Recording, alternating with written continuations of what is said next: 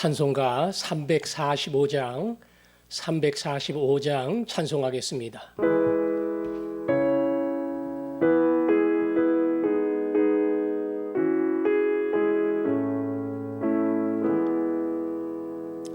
캄캄한 밤 사나운 바람 불 때 만경창파 망망한 바다에 외로운 배 한 척이 떠나가니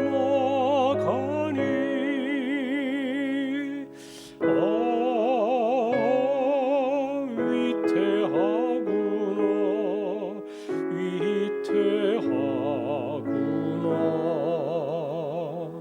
비바람이 무섭게 몰아치고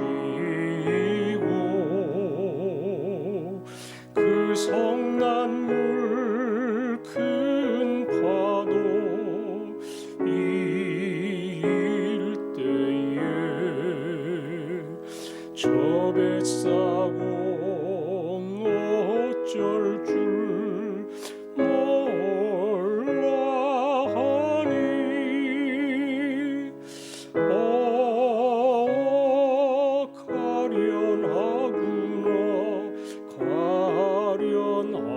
가련하구나. 절망 중에 그 사고 떨면서도 한 줄기의 밝은 빛 보고서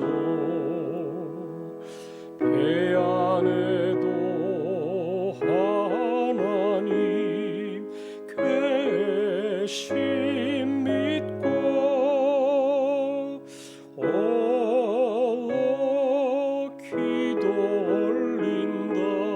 기도 올린다.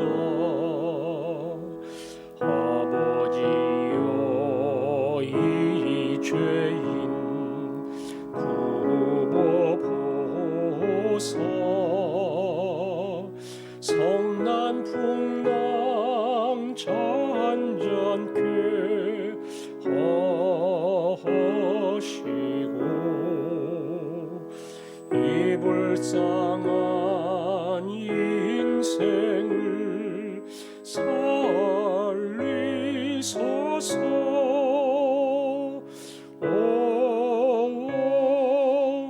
우리 하나님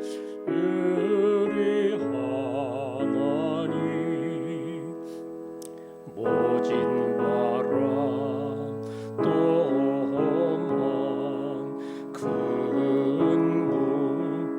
물이 제 아무리 성내어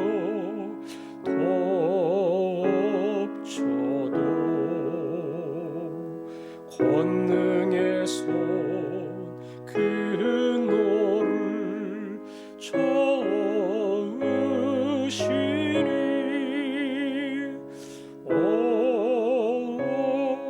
잔잔한 바다.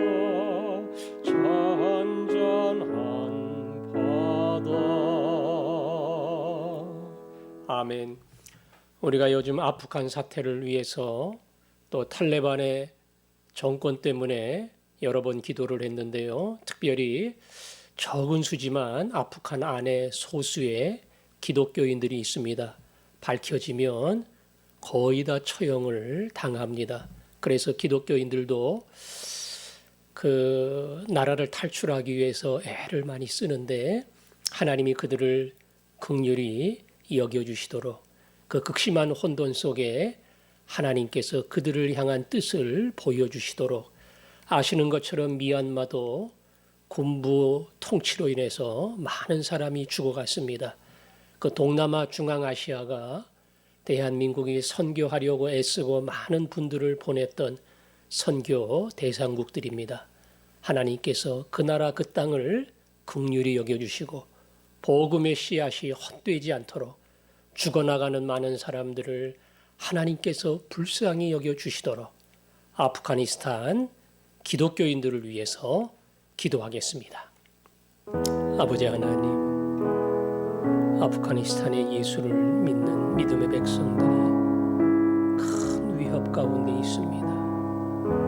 탈레반 정권의 발각이 되면 생명을 잃을 수밖에 없는 이 큰 시련 앞에 있습니다. 삶과 죽음이 여기에 있습니다. 아버지 하나님, 이들을 긍휼히 여겨주시기를 원합니다. 안전을 지켜주시고 믿음의 길을 끝까지 갈 수 있도록 이 용기를 주시기를 원합니다. 특별히 이 큰 시련 앞에, 이전도 시련이었습니다. 하나님, 참 어려움이었습니다. 그러나 이 근본주의 정권 앞에 무력한 이들에게 믿음을 주시고 이 어려운 때를 감당하게 하시고 승리하는 종이 될 수 있게 하여 주옵소서. 하나님, 그 믿음으로 우리 모두가 격려받게 하시고 선교지 그 땅에 하나님의 복음을 전하려고 하는 그 깊은 뜻을 헤아려 알게 하시며 우리도 함께 기도하며 함께 마음을 모으며 함께 후원하며 이들을 능히 지켜가는 믿음의 한 공동체가 될 수 있도록 아버지 하나님 종을 붙드시고 우리 교회를 지켜주옵소서. 아멘. 하나님 아버지, 탈레반 정권으로 인해 아프가니스탄의 예수를 믿는 믿음의 사람들이 큰 위험에 처해 있습니다. 우리 하나님, 그들을 불쌍히 여겨주시고 그 모든 시련 속에서 건져주시기를 원합니다. 이슬람 정권에서 예수를 믿는다는 것 자체가 이미 결단과 희생이지만 아프간 정권 밑에서는 목숨을 내놓아야 하는 것인데 믿음을 더하여 주시고 이 시련을 통해 그 땅에 복음을 심는 하나님의 놀라운 계획들이 나타나게 하여 주옵소서. 예수님 이름으로 기도합니다. 아멘. 디모데후서 3장 6절 7절 두 절 말씀 읽겠습니다. 3장 6절 7절 같이 읽습니다. 시작. 그들 중에 남의 집에 가만히 들어가 어리석은 여자를 유인하는 자들이 있으니 그 여자는 죄를 중히 지고 여러 가지 욕심에 끌린 바 되어 항상 배우나 끝내 진리의 지식에 이를 수 없느니라. 아멘.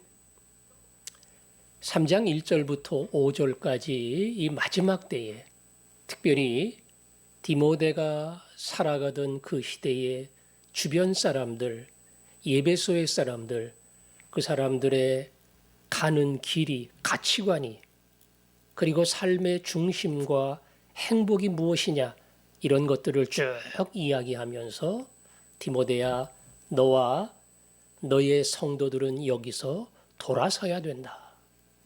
그들의 가는 길에 휩쓸리지 말고 어벙벙하게 있다가 밀려가는 사람 되지 말고 분명하게 분별하고 하나님이 주신 참 기쁨과 행복의 길, 이 길로 가야 한다.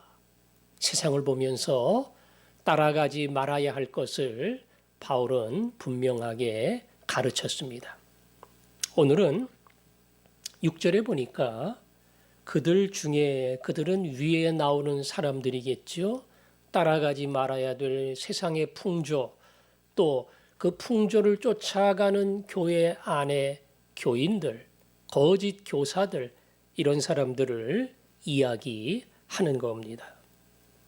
교회 안에 그러한 거짓 교사들이 있는데 그들 중에 남의 집에 가만히 들어가 어리석은 여자를 유인하는 자들이 있으니 그랬죠. 남의 집에 가만히 들어가. 물론 이 집은 가정집을 말하는 것은 아니에요. 교회가 하나님의 집이잖아요. 그러니까 그 하나님의 집에 들어가 유인하는 사람들이다. 주일날 갈라디아서를 강해하면서 그 갈라디아서의 주제가 행위구원, 할례와 안식일과 그리고 율법의 여러 내용을 지켜야 진정한 구원을 받는다. 이렇게 행위 구원을 주장하는 거짓 교사들이 있다. 그래서 사도 바울이 내가 전한 예수의 복음 외에 다른 것을 복음이라고 전하면 나라도 돌맞아 죽어야 돼. 천사라도 저주받아야 돼. 그만큼 이 복음은 생명의 길이고 이 복음을 깨트리는 것은 생명의 길을 가로막는 것과 같다. 근데 그들이 가만히 교회 안에 들어온다. 이렇게 이야기를 했는데 오늘 여기 6절도 보니까 가만히 들어온다. 뭐 소문내지 않고 들어왔는지 안 들어왔는지 모르는데 이야기하는 거 보니까 사실은 복음하고는 조금씩 다른 이야기를 하고 다른 사상을 이야기하는 그러한 잘못된 교리, 왜곡된 교리가 그들 가운데 있는데 그게 은근하게 교회 안으로 들어온다는 겁니다. 우리 교회 안에는 아직 그런 분을 발견한 적은 없어요. 말 그대로 신천지나 외부의 이단들이 조용히 간첩처럼 들어와 가지고 여기서 1년, 길게는 5년, 중직자도 되고 심지어 장로도 되고 그러다가 정말 뭐 하는지 모르게 슬쩍슬쩍 거짓 이야기, 거짓 생각, 잘못된 불만 이런 걸 심어주어서 교회를 떠나게 만드는 그러한 일들이 있는데 다행히 우리 교회는 없습니다. 그 거짓 교훈이라고 하는 게 나는 이런 거 주장한다. 이게 맞다. 이러고 막 떠들면서 들어오는 게 아니라 이렇게 은근히 들어오는 경우가 많단 말이에요. 그 당시 초대교회는 영지주의라고 하는 대표적인 이단이 있었고요. 갈라디아서가 이야기하는 율법주의적인 이단이 있었습니다. 그런 이단들이 교회 안에 은근히 스며들어 온다는 거죠. 그래서 어떤 사람을 흔드느냐? 어리석은 여자를 유인한다 그랬죠? 여자들만 유인하나? 그 밑에 보니까 그 여자는 죄를 중히 지고 여러 가지 욕심에 끌림바 되어 그랬죠? 예. 이 말을 가만히 보면 남자는 아니고 여자만 유인한다 그런 뜻은 아닌 것 같아요. 믿음이 약한 자, 그런 자를 찾아와서 흔든단 말이에요. 그래서 여기 말씀해 보니까 죄를 중히 지고 죄책감이 있어요. 예. 또 여러 가지 욕심에 끌림바 되어 자기 인생을 절제하거나 어떤 믿음의 바른 길로 가도록 다듬어지지가 않았어요. 그런 사람을 찾아와서 흔든다는 겁니다. 다르게 이야기하면 분명한 구원의 확신. 나 같은 죄인을 위해 예수님이 이 땅에 오셔서 나 대신에 죽었으니 내가 주님을 위해 내 인생을 어떻게 살아야 될까? 이 분명한 구원관, 천국을 향한 내세관, 이 땅을 향한 분명한 삶의 중심 가치관, 이런 게 제대로 서 있지 않는 사람. 그래서 죄 용서함에 대한 자유가 없어요. 죄를 지면 마음이 무겁고 그것 빨리 해소하고 싶고 그 다음에 또 어리석은 자리에 떨어지고 그렇게 믿음의 뿌리가 구원의 확신이 거기에 대한 아주 분명한 마음의 중심이 정해지지 않고 그러면서 자꾸 세상 욕심에 끌려가는 사람, 그런 연약한 사람을 이단이 흔든다는 겁니다. 교회 안에도 중직자도 무너집니다. 권사도 안수집사도 심지어 장로도 무너져요. 장로라고 안 무너집니까? 예.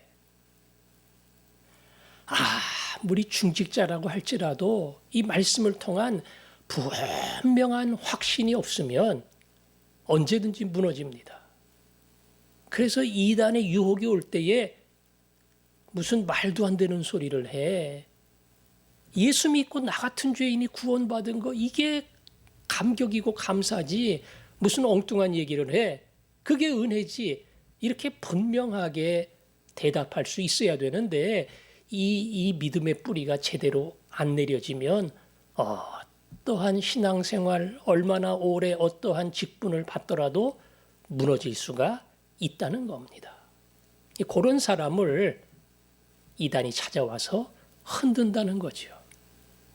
그래서 그 다음 7절에 보니까 항상 배우나 끝내 진리의 지식에 이를 수 없느니라. 배우지만 진정한 진리 가운데 이르지를 못한다. 안 배우니까 문제 있다 이러지 않았어요. 배우기는 배우는데 진정한 진리에 이르지 못한다. 조금 지나친 비유인지 모르겠지만 말씀 훈련반에 들어와가지고 배우는데 참 진리를 깨닫지 못한다. 이런 뜻이니까 아이고 말씀 훈련반에 간다고 다 좋아지는 게 아니네. 그럴 수도 있어요. 그러니까 어떠한 성경의 지식과 훈련을 받더라도 이 마음에 분명한 중심을 가지고 해야 돼요. 우리 교회도 예전에 보니까 교회에서 뭐 깊이는 아니지만은 한두 번 공부한 적도 있고 훈련받은 적도 있어요. 근데 뭐 그렇게 열심히지는 않았는데 그 무슨 이 성경 공부 교재를 가져와 가지고 어디서 조금 재밌게 하는 데가 있다고 하는데 이거를 좀 배우려고 한다. 뭐 본인이 직접 가져온 건 아니지만 얼마든지 그럴 수 있어요. 뭐 그게 한 건이 아니고 여러 건이 있을 수 있단 말이에요. 딱 보니까 바른 교재가 아니에요. 이단이 만든 교재이고 아주 그냥 그럴듯하게 짝을 맞추어 가지고 이루어 놓은 그러한 훈련 교재인데 아니 그런 거를 따라가려고 한단 말이에요. 교회 안에 분명히 말씀을 배울 수 있는 기회가 많이 있음에도 불구하고 그러니까 참 진리를 알고자 하는 말씀 훈련반을 하기는 하지만 그 훈련반의 제목처럼 성경을 알고 교회사를 알고 기초를 알고 복음을 알고 이런 거에 대한 준비가 되어 있지 않으면 얼마든지 넘어질 수 있는 겁니다. 오늘 그래서 성경은 그렇게 죄 용서함에 확신이 없는 사람, 뭐 공부를 한다고 하지만은 중심이 제대로 잡혀 있지 않고 세상 욕심에 흔들리는 사람, 이런 사람을 찾아와 거짓 교리가 흔들고 끌고 간다. 초대교회가 그랬고 오늘날도 이런 일들이 얼마든지 일어난다. 여기에 정신을 차리고 교회를 목양하도록 해라. 이것이 디모데에게 전해준 바울의 교훈입니다. 우리가 디모데후서를 보면서 주일날 갈라디아서 설교를 들으면서 왜 이렇게 이단에 대한 이야기가 많이 나올까? 예전에는 아마 그 정도인지 몰랐을 겁니다. 근데 말씀을 듣다 보니까 갈라디아서는 처음부터 끝까지 그 이야기고 디모데후서도 그렇고 베드로서에 가서도 그렇고 뭐 수많은 서신서마다 이 내용이 거의 다 들어가 있어요. 요한일서도 마찬가지고요. 그만큼 이 문제가 심각했던 겁니다. 우리 교회는 당장은 영향이 없지만 얼마든지 주변에서 이 거짓 교훈이 들어올 수 있기 때문에 바른 중심을 가지고 말씀을 배우고 거기에 뿌리를 내리고 확신하고 달려가는 사람, 그 길을 가는 사람만이 반드시 승리할 수가 있습니다. 이번 가을 훈련도 그렇고 여러분이 중심을 가지고 바로 배울 때에 믿음의 뿌리가 깊이 내려질 줄로 믿습니다. 아멘.